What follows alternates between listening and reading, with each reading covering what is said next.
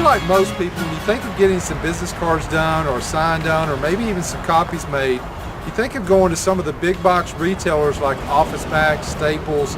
My name's Dean Etheridge with 360businessreviews.com, and I'm here today at Minuteman Press in Pelham, Alabama, and I want to give you a few reasons why you might consider Minuteman Press the next time you need some printing done.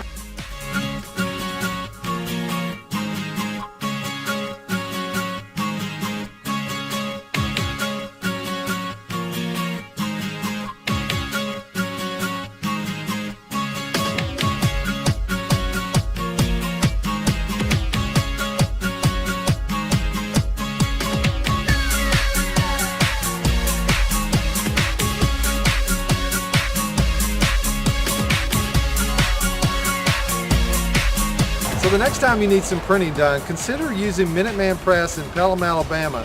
Super nice people. You'll be supporting a small locally owned business, and they'll do a great job for you as well.